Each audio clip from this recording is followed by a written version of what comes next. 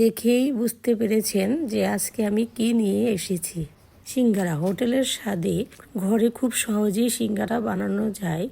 আজ এই রেসিপি আপনাদের সাথে আমি শেয়ার করব। মচমচে খাস্তা।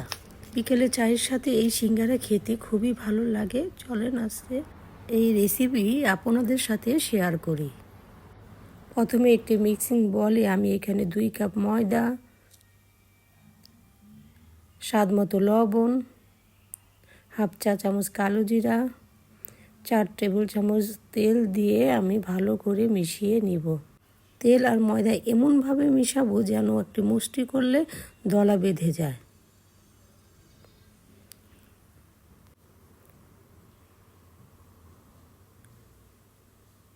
আমি এখানে অল্প অল্প পানি দিয়ে একটি শক্ত খামির তৈরি করে নিব। এখানে আমি একদম নর্মাল পানি ব্যবহার করেছি, না ঠান্ডা না গরম।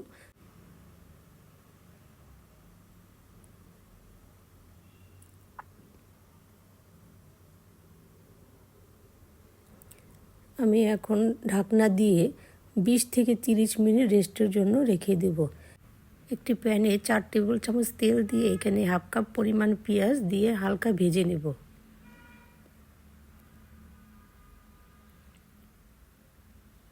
ভাজা হয়ে গেলে মাংসের কিমা দিয়ে দেবো। এখানে আমি গরুর মাংসের কিমা 200 গ্রাম নিয়েছি। এর মধ্যে আদা হাফ চা চামচ, রসুন হাফ চা চামচ দিয়ে আমি ভেজে নেব।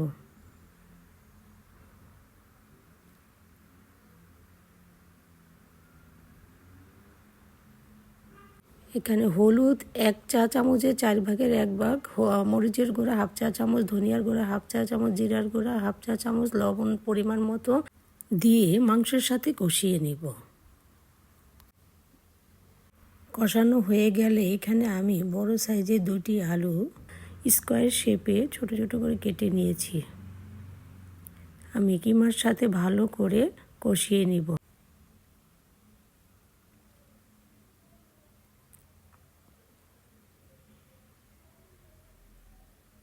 সামান্য পরিমাণ পানি দিয়ে আমি ঢাকনা দিয়ে ঢেকে কিছুক্ষণ রান্না করব।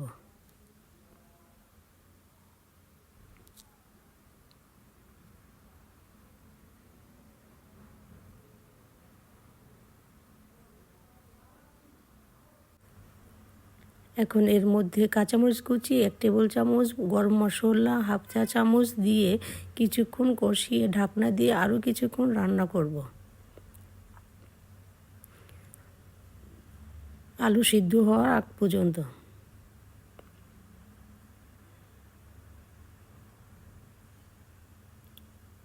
এই তো আলু সিদ্ধ হয়ে গেছে। এখন আমি কিছু আলু ভেঙে দেব এবং কিছু আলু আনাম রাখবো। সবার শেষে ধনিয়া পাতা দিয়ে আমি নামিয়ে ফেলব।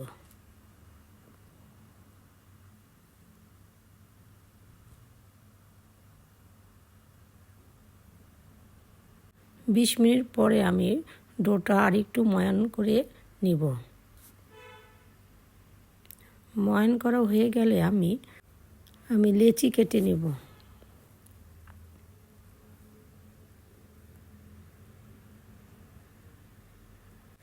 এখন আমি একটি লেচি নিয়ে সামান্য পরিমাণ তেল দিয়ে আমি একটি রুটি বেলে নিব। রুটিটা লম্বালম্বি করে বেলে নিতে হবে। সিঙ্গারার রুটি সবসময় একটু লম্বা করেই বেলতে হয়। আর আমি মাঝখান থেকে 2 টুকরো করে নিব। একটা লেচি দিয়ে 2টা সিঙ্গারা হবে। দেখে বুঝতে পারছেন আমি কিভাবে ভাঁজ করে নিয়েছি। সিঙ্গারাটারও দেখেন কিভাবে ভাঁজ করে নিয়েছি।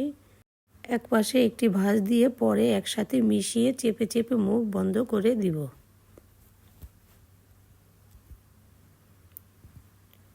আপনাদের বোঝানোর জন্য আমি আরেকটি করে দেখিয়ে দিচ্ছি। কাটার সাইডে আমি একটু পানি লাগিয়ে নিয়েছি।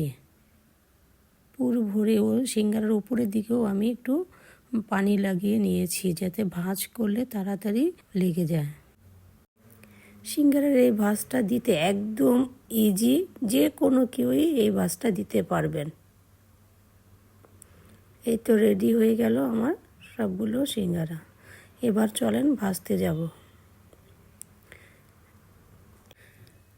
একটি প্যানে তেল দিয়ে তেলটা হালকা গরম হলে আমি সিঙ্গারাগুলো দিয়ে দিব। বেশি হাই হিটে ভাজা যাবে না, আমি এখানে মিডিয়াম লো হিটে সিঙ্গারাগুলো ভেজে নিব। হাই হিটে ভাজলে সিঙ্গারার উপরে তাড়াতাড়ি হয়ে যাবে, ক্রিস্পি ভাবটা আসবে না। একদম ব্রাউন কালার করে আমি নামিয়ে ফেলব। এই তো রেডি হয়ে গেল আমাদের সিঙ্গারা।